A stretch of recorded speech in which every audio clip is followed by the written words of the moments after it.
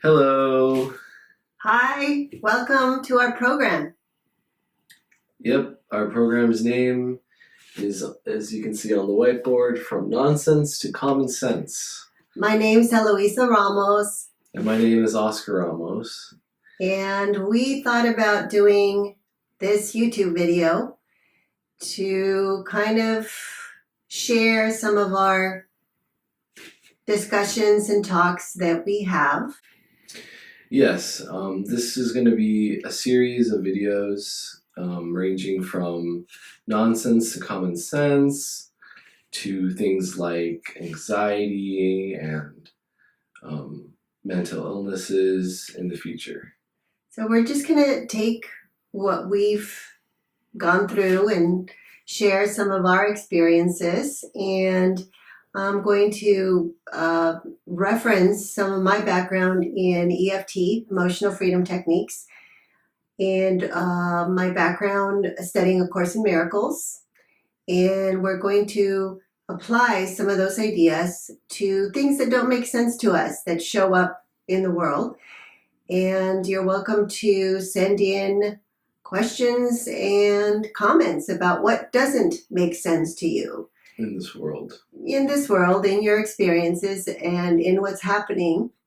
It can be about, whatever's interesting to you. It can be about relationships. It can be about politics, what's in the news, what's in the media, and we can just go from there. Do you have something today? Yeah, so let's get right into it, guys. I was thinking the other day how everything entertainment related, aside from comedy, has to do with intensity.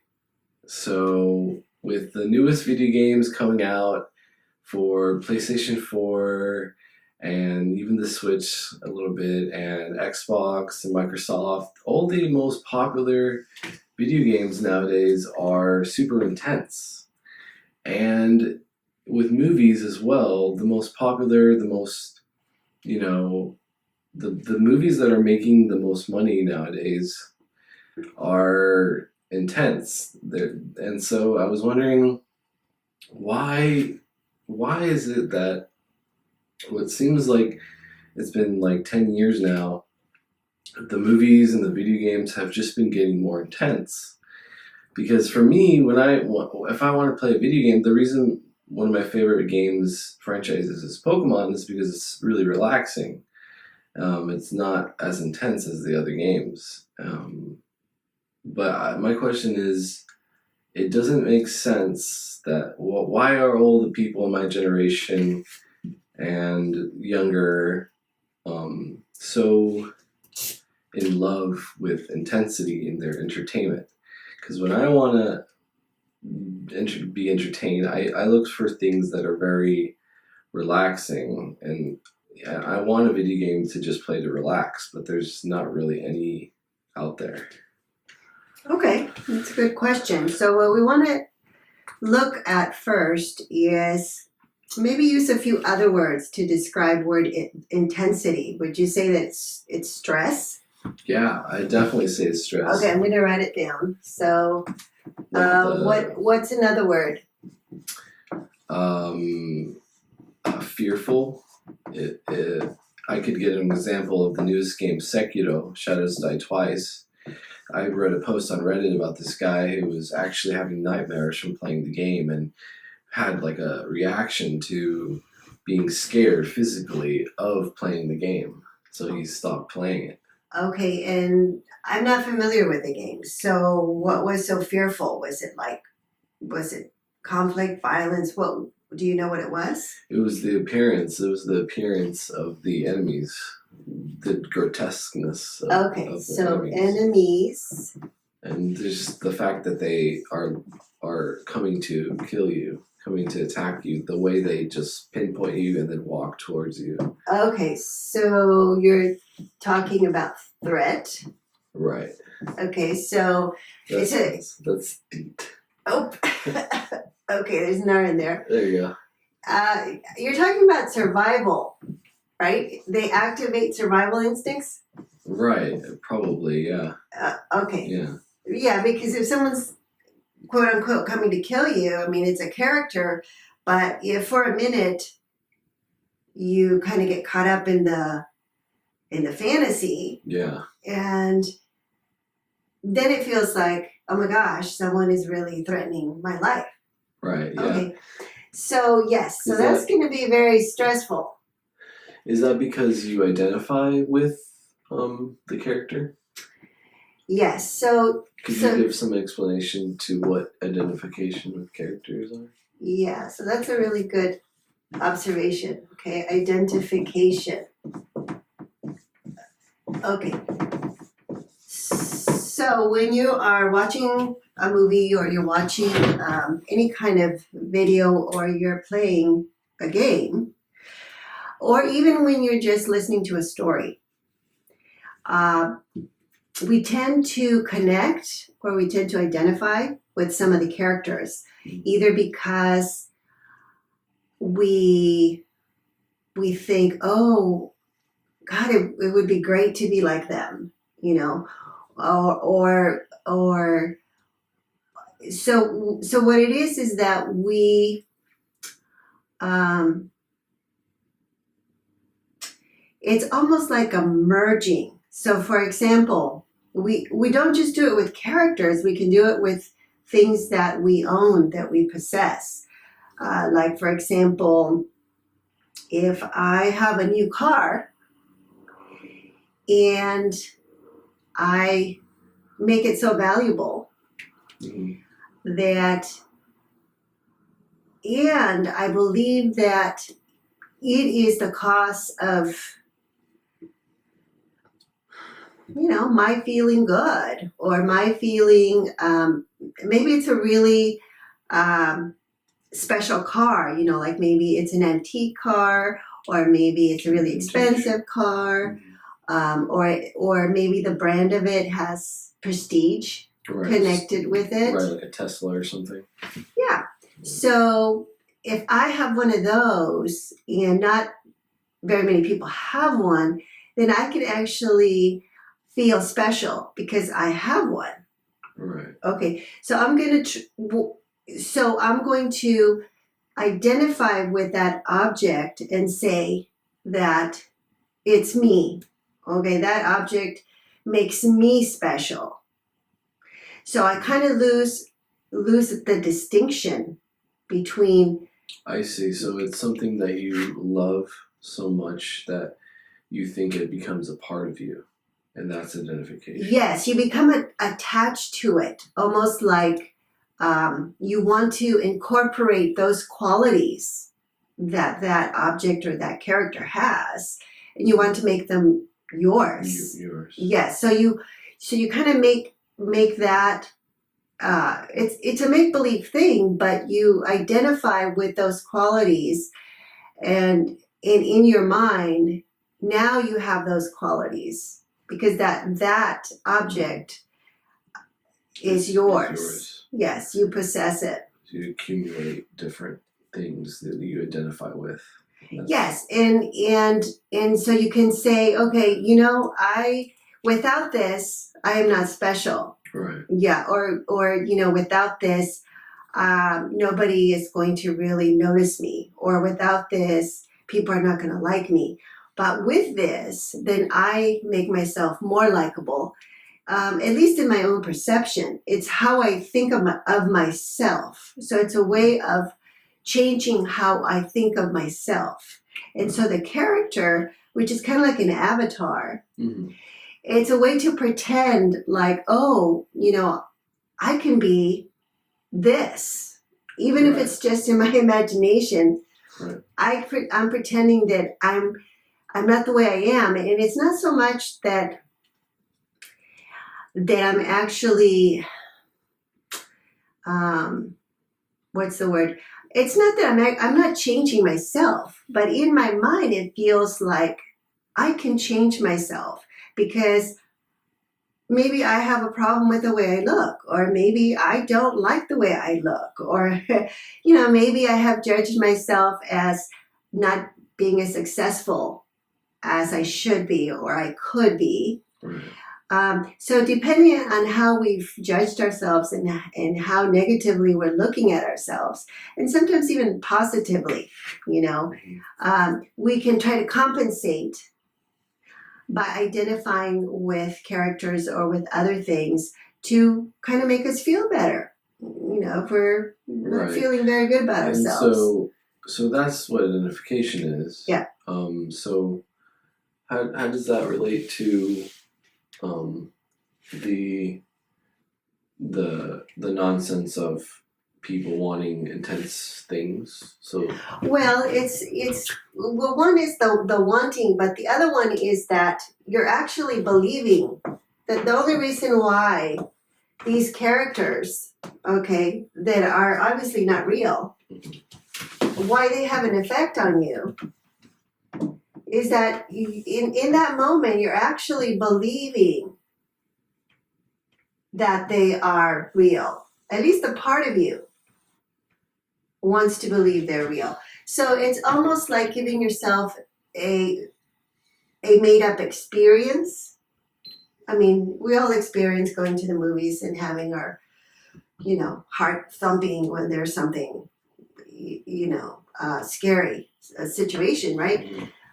But if you're not connecting to any of the characters, okay, if you're just sitting back and saying, oh, this is a really nice movie, and you don't get yourself lost in the movie, this is not going to be there. The stress and the intensity and the fear isn't just not going to be there, because your awareness is always going to be recognizing, yes, I'm actually not in the movie. I'm actually not the character in the movie. I'm just sitting here in the theater watching this. And therefore, there's absolutely no threat to me, even though there's a threat to the character. Okay, right. So if you're feeling a lot of intensity and fear when you're watching things, it means that you've lost your reference point. You've lost your point of reference of who you are or where you are. Oh, I see. Do you see what I'm saying? Yeah. Yes. So sometimes we use point of reference as location. So if it's location, you're sitting in front of your computer. Okay. And so you're not the one in the game. Obviously. Yes. But if you identify with a character, you forget that you're not in the game because the character is in the game. Right. And so you lose that point of reference, and now you're actually stuck in the game. And to the character, at least you're imagining that you're the character, you're perceiving everything in the game as real now. That's a scary thought. Well, yeah, because the point of reference is now a character. Right. Yeah. Right. Yeah. And it's not a real character. So that's pretty fearful. You've just kind of made yourself unreal in an imaginary way. Right. Is there any like, because originally I was thinking, is there any truth to my reasoning that people want that, which is why it's the most highest grossing movies are intense, and and that all the new video games are intense. Why do people my age, my generation, Yes, they want the intensity? Right. Do you have any insight as to that? Okay. Well, what we're talking about when we're looking at stress and intensity is we're looking at sensory stimulation. Okay. So when something gets too intense, what you're saying, correct me if I'm wrong here, what you're saying is that there's an overload of stimulation, right? I'm just wondering why they want it. Well, because we have a lot of stress and intensity associated with fun. So, in other words, when you grew up, when you were a child, okay, you were introduced by your older brothers and sisters to video games, right? Because that's what they considered playing. That's what they considered fun. Mm. And if you wanted to be included in the fun, then you were going to have to join in those activities. Even though maybe to you they weren't fun, maybe they were really scary. Mm. Okay, so somehow scary things got associated with fun. And it's not so much that the thing that you're doing itself made it attractive. It's that you got to join in the fun. So it's the joining in that you were really looking for. Yes. Yes, it's the joining in. It just so happened that it was the fearful video games that your brother and sisters were playing. Right. And so if you wanted to be included, if you wanted to be joined in, if you wanted to feel whatever that was, it gave you a sense of maybe feeling accepted, feeling loved, feeling a part of the group, whatever that's a very attractive thing, because feeling alone and separate is a very scary thing too. Right. Yeah. So I think that a lot of it is because of the associations. So that's why peers, your friends, actually do influence you a lot in a very indirect way. And that is that whatever activities they're engaging in, you're going to be comparing their activities towards my activities. Well, not only that, but you're going to make their activities seem, what's the word? It's part of a package. So it's like, your friends come with their own preferences of how they like to spend their time, what activities they like. And, so you end up feeling like, you may end up feeling like you have to compromise your own sense of, I don't know what you want to call it, your own sense of sensibility. Like, I would rather not be watching this horrifying, adrenaline, yes, inducing. Yes, but if I honor that about myself, I'm not going to be included with my friends. Exactly. So I think that young people. Oh, I see. Like Game of Thrones, people were really into that, and Westworld and Breaking Bad. Those were all shows that were really intense. And yeah, what was it? That other one with all the Walking Dead. Walking Dead, right? Yes. Yeah. Yeah. So those were all very intense, kind of death, survival oriented shows, and it was people make fun of they made fun of people who were watching it and not watching it, and bickering and stuff on the internet. Yeah. That was a thing. Yeah. Yeah.